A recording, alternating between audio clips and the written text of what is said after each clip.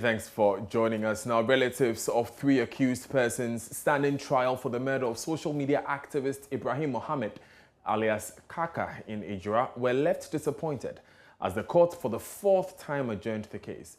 The relatives anxiously waited at the Accra District Court complex for the arrival of the 3. The prosecutor had asked for the case to be adjourned.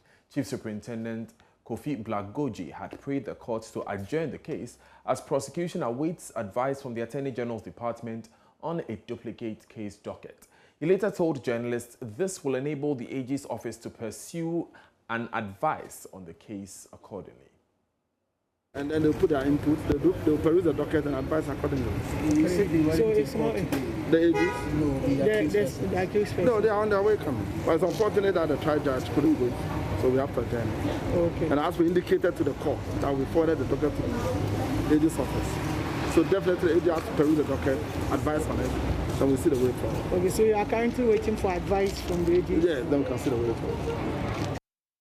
Now, Rahina to Ibrahim is sister of the late Ibrahim Mohammed, a.k.a. Kaka.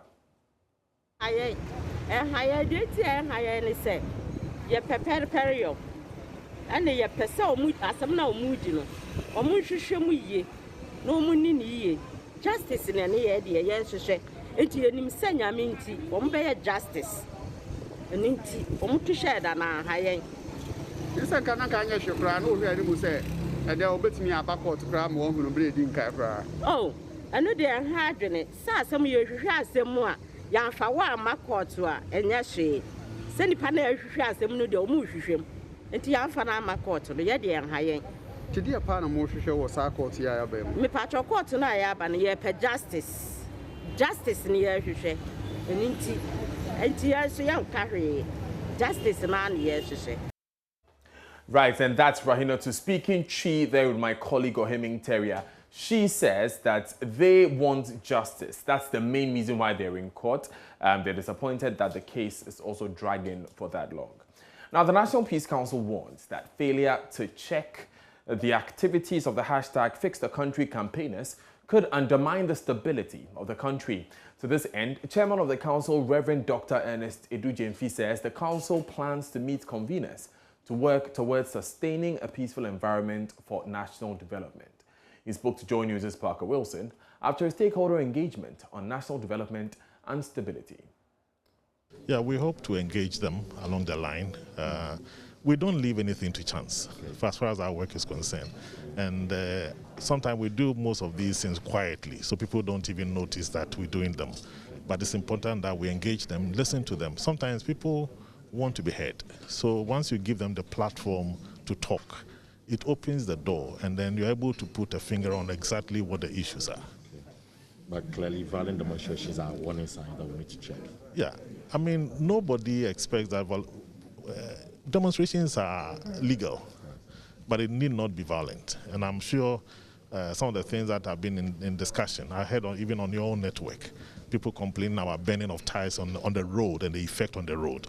Now, these are things that we need to speak against and ensure that you have a right to demonstrate, but do it peacefully. And it's the most important about demonstration is that I have an issue and I want people to hear me. So once you presented your issue, that is it. Leave it there and let the appropriate authorities handle it.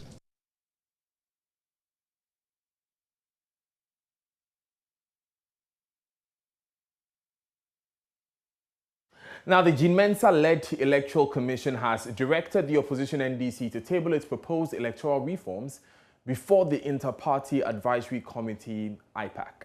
The Commission says it is open to receiving suggestions and feedback aimed at enhancing the country's electoral process. They, however, insist IPAC is the appropriate forum for such suggestions. The NDC's proposals for electoral reforms include splitting the EC itself into 2 separate bodies and giving IPAC legal backing to make their decisions binding on the Commission. They also want the selection of the EC Commissioner to be done in conjunction with Parliament. Let's take a look at some of these proposals.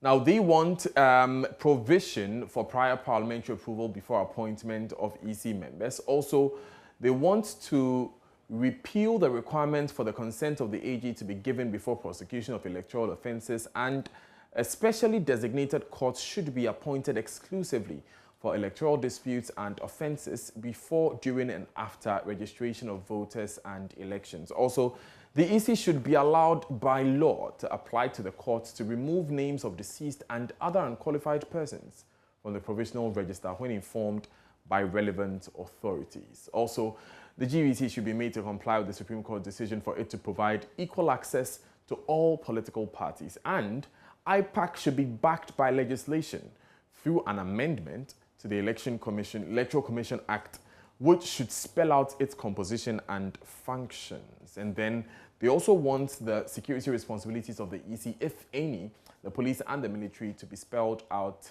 clearly.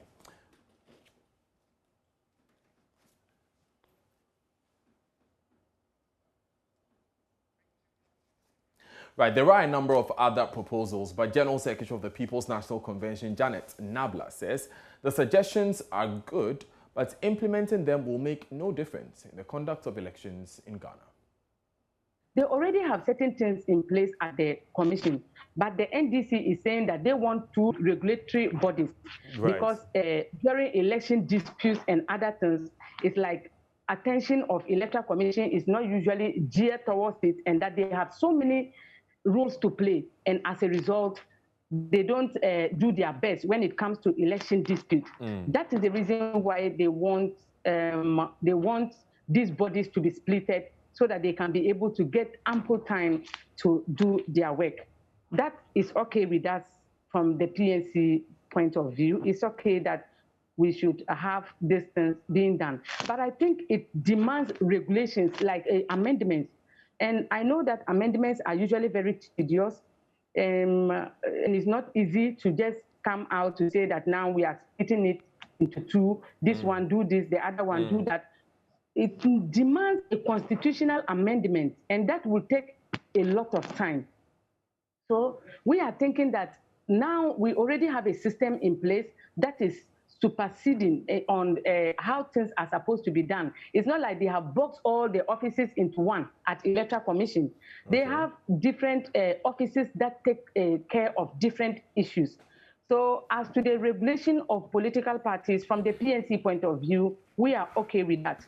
We are okay, and we know very well that all political parties that usually come into place, Electoral Commission makes sure that you have 2/3 of representation in the districts before you are allowed to contest. But we are also suggesting that having 2/3 representation is enough. It's a regulatory enough. It's enough to be able to become a political party. I know that some time ago, the NDC General Secretary was saying that we have a lot of mushroom political parties that gathered at the EC to make laws for all of them, and they will not agree. Right. You know, when you say this, it pains, because the NDC paid 100,000 Ghana cedis for its presidential candidate. The PNC and all the other political parties that contested equally did same. So for you to, and you too, you have not won. You are part of the minority political parties. Whether you performed great or you performed abysmally, you are still a minority party because you are not in power. So for you to regard the other political parties as mushroom, I don't think that it was to the best interest of this country.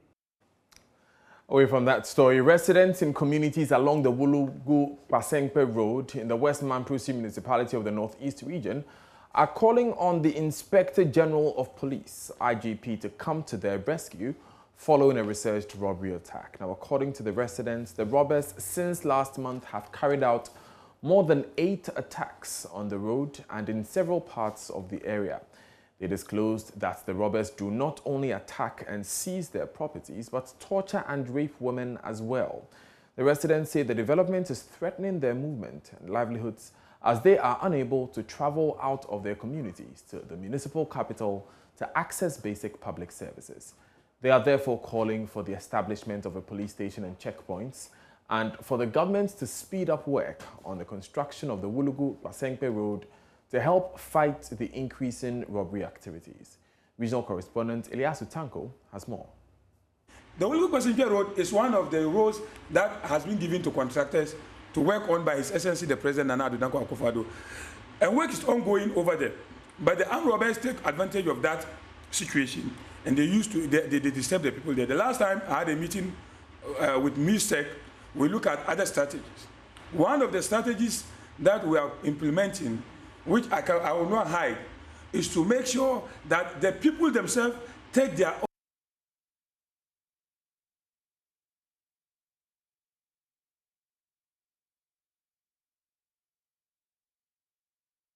So far, 10 people are said to have suffered various injuries in the attacks, which have also led to the close down of a local market at Pasingpe, the hometown of former president of the National House of Chiefs, Wulugud Naba, Professor John S. Nabila. Armed robbers attack us all the time. Wulugu to Silinga, they normally attack them more than 4 times. And Nabare to Sarba, they normally attack them, even use guns to shoot some people, our wives, dumping them.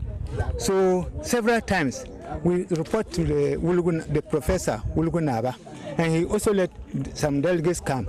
Nothing they can do. So we are appealing to the government and the DCE, the minister, if they can get a barrier to put in, to fix in the middle, so that they will protect us. Other than that, we are in trouble. They can easily come to our rooms and kill us and take our properties. So we are appealing to the government, appealing to the president, appealing to the ministers to help us with this road. Other than that, we are in trouble.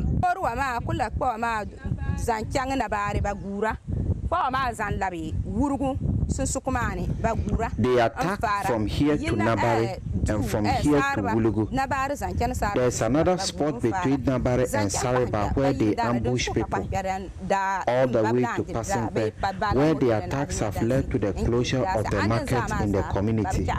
We are suffering, and only God can save us now.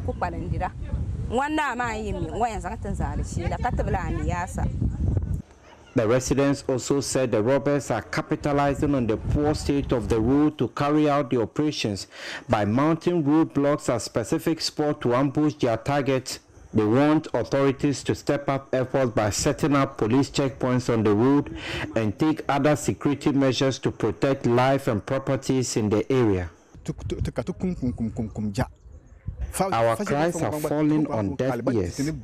Countless residents have been attacked, injured, and others killed. The development is giving us sleepless nights, and we need immediate assistance. We are always sad anytime our women are preparing because we are not sure of their safety. This is our worry, and we are pleading with the government to help us.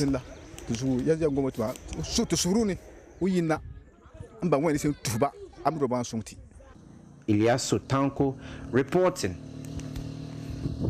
Meanwhile, the West Mamprusi Municipal Security Council is placing a ban on the riding of motorbikes beyond 8 p.m. in the municipality. The council is also forming community vigilantes in hotspot areas to help fight and push out criminals. Chairman of the council and MCE Arimea Lucky Somo, speaking to Joy News, said the move is in response to the renewed robbery and increasing activities of gunmen. The Wulugu Passenger Road is one of the roads that has been given to contractors to work on by His Excellency the President Nana Addo Dankwa Akufo-Addo. And work is ongoing over there. But the armed robbers take advantage of that situation, and they disturb the people there. The last time I had a meeting with MISTEC, we look at other strategies. One of the strategies that we are implementing, which I will not hide, is to make sure that the people themselves take their own security seriously. For instance, if you know that if you are moving from Passenger to Walewale in the night after 8 o'clock, there is the possibility of you being attacked by armed robbers. You should stop the movement. We have also given the police commanders contact, and then those who have been doing the night patrol contacts. If it is severe that they need to access hospital or they need to do something, then they will call them to come. We've also made the ambulance available. In case there's any emergency, then they will move in there to pick them. Now, the Assembly is trying to pass in a bylaw where riding motorbikes in the various communities after 7:30 will be criminal. Because the the robbers now target the motor riders, and then the late movement of the people. They themselves also use motorbikes to stop. You're live on Joy News today. Let's move to other stories now. Now, Sheikh Ahmed Dalmouk Al Maktoum, the United Arab Emirates-based agent in Ghana's botched attempt to procure Sputnik V vaccines, has finally refunded the sum of $2.47 million to the government of Ghana, representing the remaining amount for the non-supplied doses of the vaccines. Sheikh Al Maktoum was due to supply about 300,000 Sputnik V vaccines in an agreement signed with the government, but his outfit delivered only 20,000. With this out of the way, the chairman of the Parliamentary Ad Hoc Committee that probed the matter, Alex Apenyomarkin, says there is nothing more to ask and the country must consider the matter closed. More from him shortly, but first, let's bring you more on what we know. And we have that letter from the Sheikh on your screen. It's titled Refund, as in a rejoinder to the refund to the government of Ghana of the balance of payment for 300,000 doses of Sputnik V vaccines. Dear Mr. Kwabna Boydu Okwafari, who's the Chief Director at the Ministry of Health, please reciprocate my best wishes to the Honorable Minister. We acknowledge your receipt of your letter, and the reference is stated there, regarding the refund or balance of payments to the government of Ghana for the supply of Sputnik V vaccines. Now, here's the big part. It says the requested amount of $2,470,000 United States dollars has already been refunded to the designated bank account as communicated by you. The SWIFT and payment advice for the refund is hereby attached for your reference and record.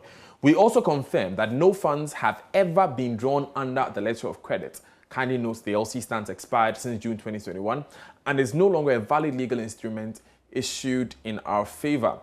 Kindly issue us a payment receipt once the funds have been credited to the government bank account. We look forward to working on future endeavors with your ministry and your government to further enhance the bilateral relationship between our two brotherly countries. Yours sincerely, His Highness Sheikh Ahmed Dalmouk Al Maktoum, member of the ruling family of Dubai and at the United Arab Emirates. There's a second page which is an attachment that is basically the documents that shows proof that this has been done, and that's the SWIFT advice placed there. Now, Deputy Majority Leader Alexander Apenyomarkin, who chaired the committee that probed the deal, confirms receipt of the money and says there is nothing more to demand of Health Minister Kweku Agyemang-Menu. Let me confirm on good authority that indeed the payment has been made, the refund has been made. To me, the major concern of Ghanaians in all of these was possible financial loss to the state. The minister, like I said in my debate, was sincere and candid in everything he did.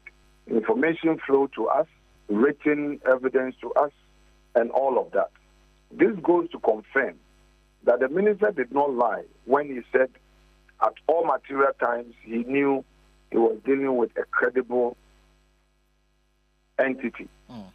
And this flows from, one, the letter they wrote saying that they could not supply the rest, and the fact that they were willing to refund the unsupplied doses. Today, by the grace of God, the funds have fully landed in the account of government of Ghana. People have had all the twists to this whole thing. The minister has been at the receiving end, because even statement of fact that he made, for some convenience, people decided to twist it. But this is public service. This is politics. But he's been firm and been consistent in everything regarding this whole situation. And today, we have the funds back. If you ask me whether or not the committee would have any further action to take, I would say no, because in our recommendation, we stated that he should take the Ministry of Finance should take steps to seek refund of the difference. But the Ministry of Health, rather, consistent with its earlier response to her, has been proactive in ensuring that it is done. And today, it closes the matter. Let's go on Zoom now and speak to anti-corruption campaigner of the Citizens Movement Against Corruption, Edem Senanu. Mr. Senanu, we are very grateful that you've joined us. So what do you make of these comments by the chairman of the ad hoc committee that probed this matter, Alex Apenyo-Markin? He says that this payment should put the matter to rest. Well, thank you for having me. Respectfully and seriously, it does not. The fact that he indicates that one of the concerns of a majority of Ghanaians was whether we're going to lose some more money, that's true. But beyond that, there is the issue of the breaches of our laws that occurred and how come without the necessary approvals, this payment was made in the first place. There are process issues that suggest that other contracts could have also gone through, gone under the radar without us noticing them, and payments made that we ought to be taking into consideration. And so the matter does not rest simply because the Sheikh has returned the money.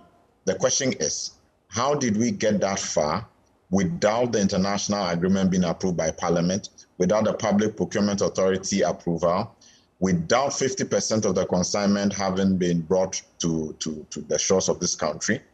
How come it is suggested that all effort was made to get a direct source when the embassy here claims that there was no attempt to contact them? So there are more questions than answers at the moment, and we need to make sure that we dig much deeper, get answers to prevent a future reoccurrence.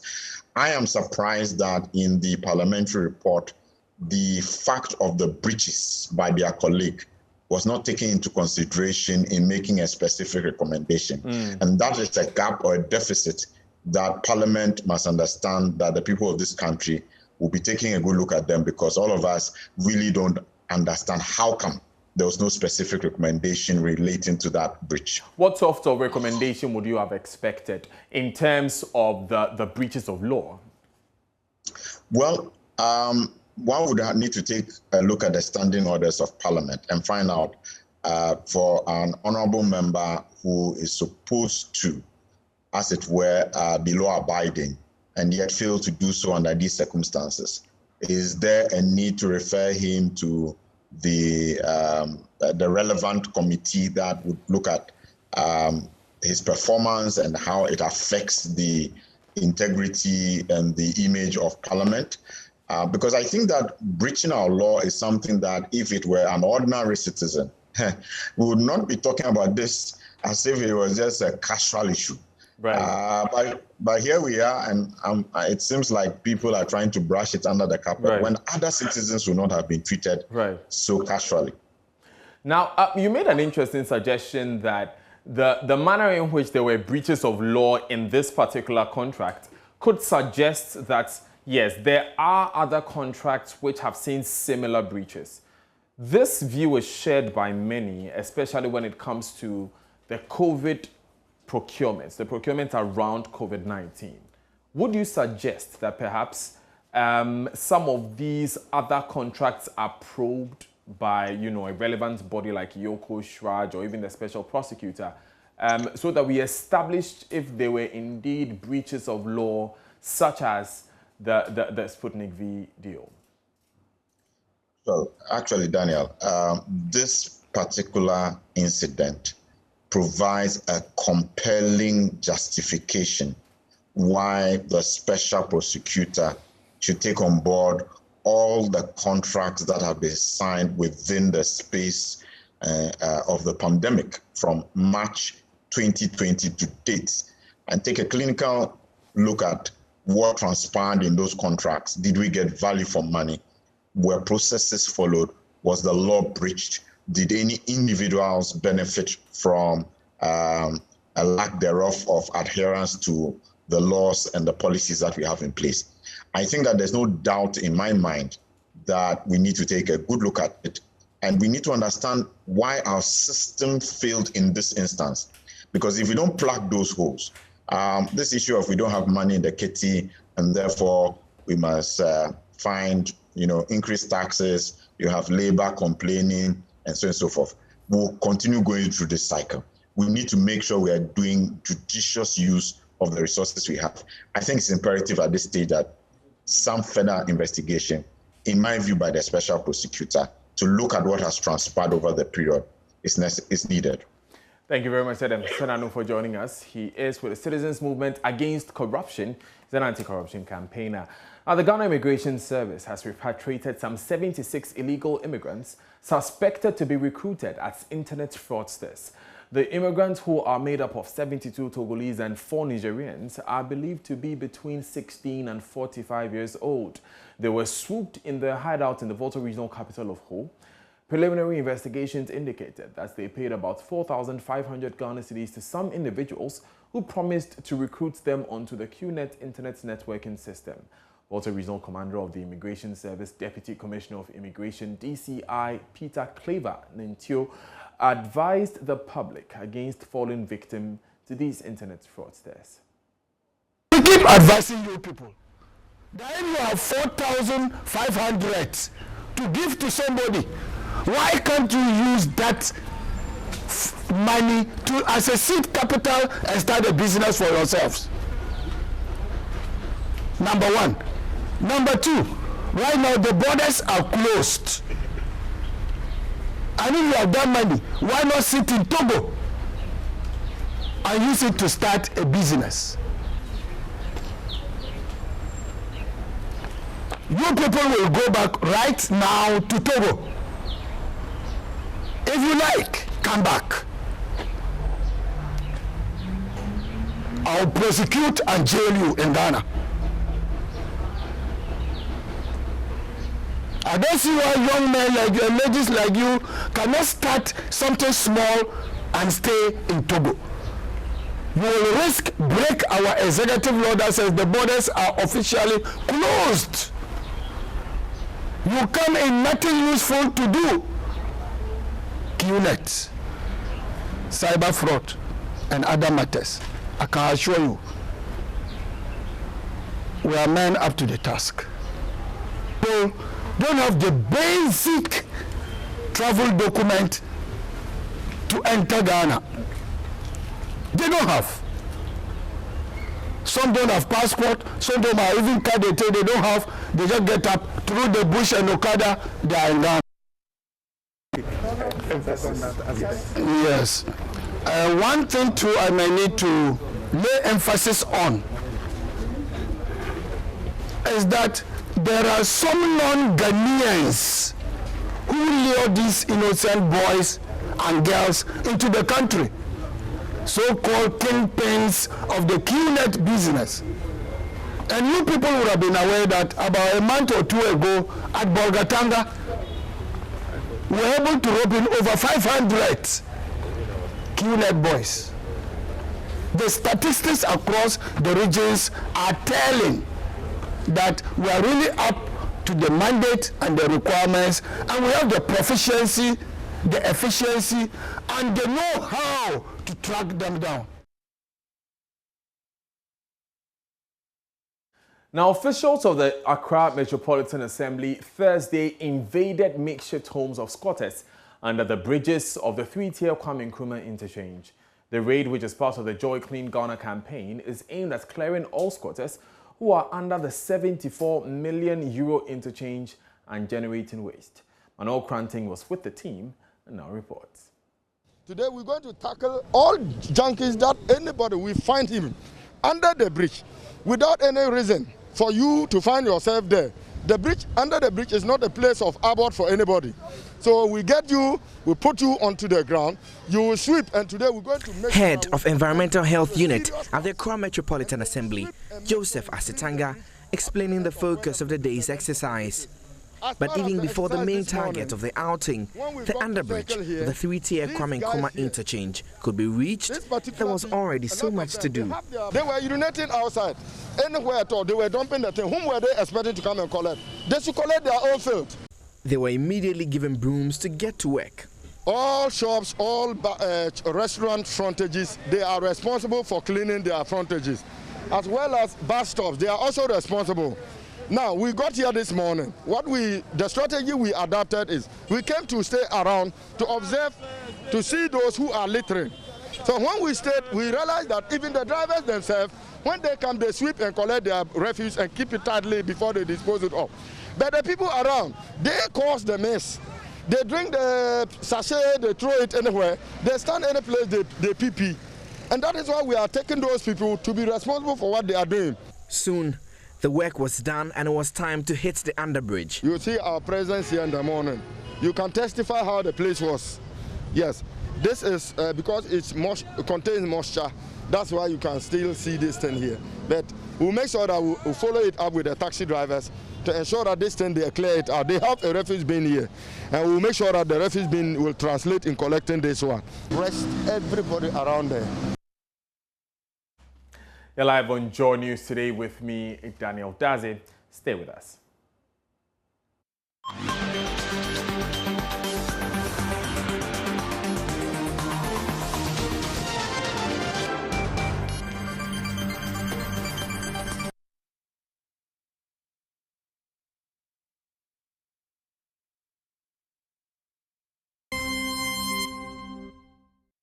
Hi, good afternoon. Welcome to Business. My name is Darryl Kwao.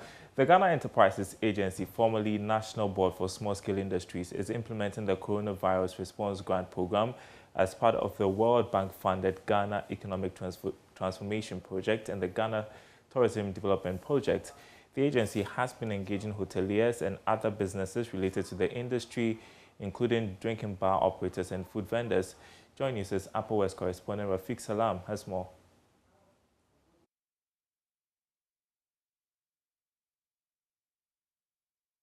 The COVID-19 Response Grant Program under the Economic Transformation and Tourism Development Projects seeks to provide emergency liquidity and relief to small and medium enterprises aimed at reducing the negative impact of the COVID-19 pandemic.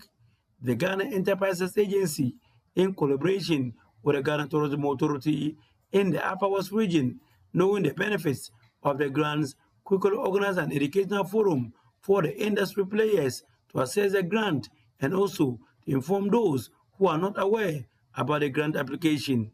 Mohamed Abdul Mumin is the Upper West Regional Manager of the Ghana Enterprises Agency.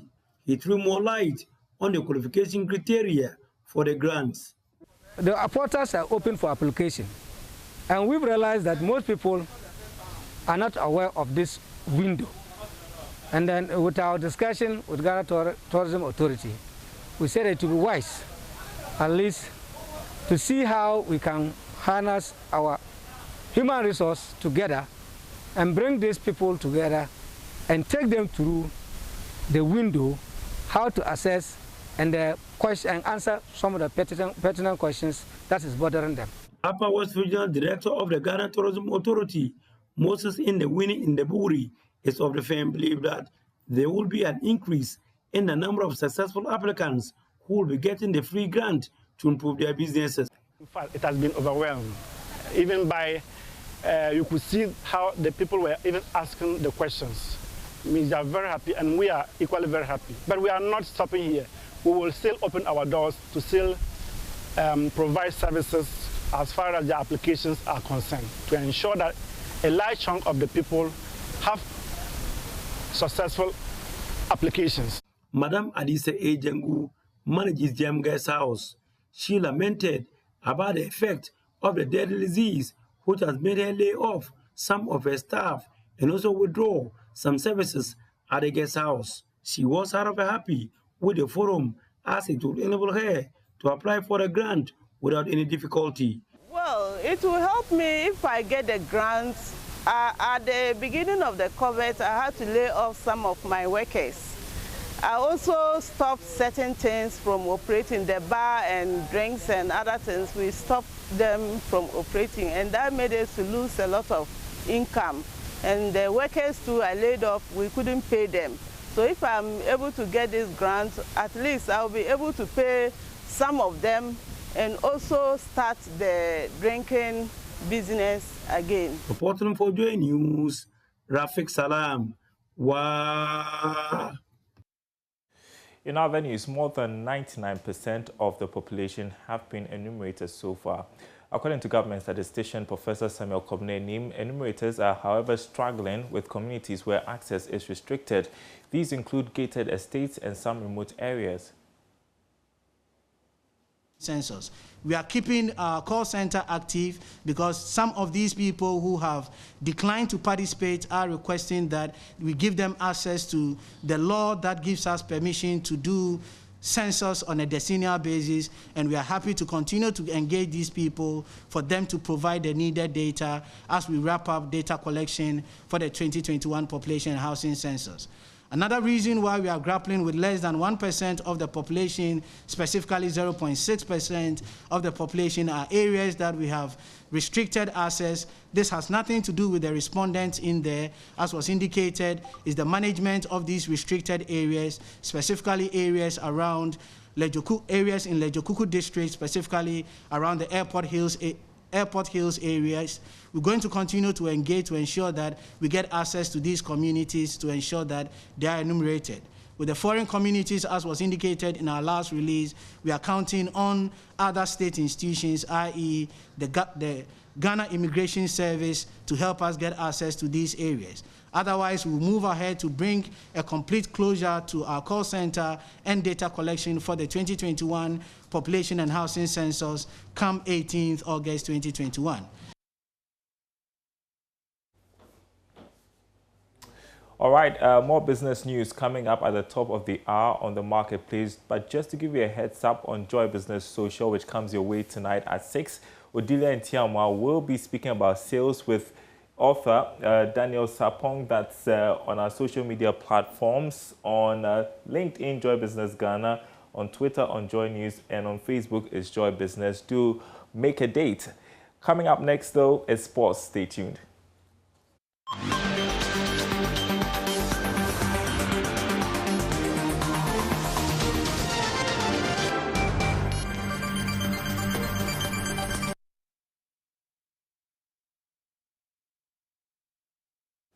Time now to talk about some sports on Joy News today. I am Muftao Nabila Abdullahi. President of the Ghana Football Association, Kurt Okreku, says all persons involved in match-fixing scandals will be brought to justice. According to him, the FA will defend the passion of the nation by fishing out all those involved in match-fixing. The just-ended Ghana Premier League season was per media reports infiltrated by betting companies, which led to many matches of convenience. On match day 34 of the football season, the match involving Inter Allies and Ashanti Gold had a defender of Allies, Hashim Musa, scoring 2 deliberate own goals and later explained that there were reports that the match was fixed. The Ghana Football Association initiated steps to investigate and eradicate a situation many say has become endemic. The FA engaged the Police Criminal Investigative Department to help find the perpetrators of these betting acts. Following that move, President of the football governing body, Kurt Okreku, warned that his administration will come after the people who engage in fixing matches to face the full rigors of the law. If you are here and you know that you played a part, just be ready. Don't call me because you didn't call me when you wanted to play the role. Don't call me. And those who are calling must stop. Those who are calling my phone regarding betting must stop. To quote the former president of America, we would what? We'll chase them out of their hiding places. Bring them to justice. Mr. Okreku also promised to protect the sanctity of the association's products. I will not shy away to say this. Our football has and was attacked by faceless cowards. I'm talking about betting.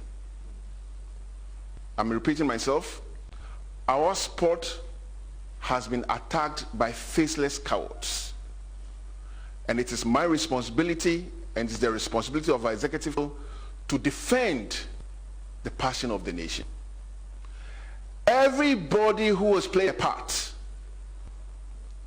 I'm talking about the faceless cowards, will face it.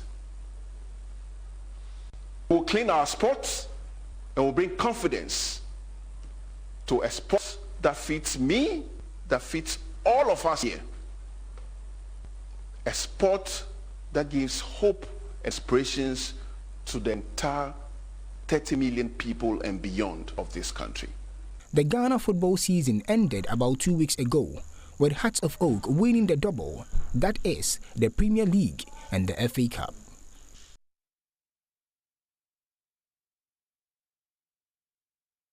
Thanks very much for joining us for sports.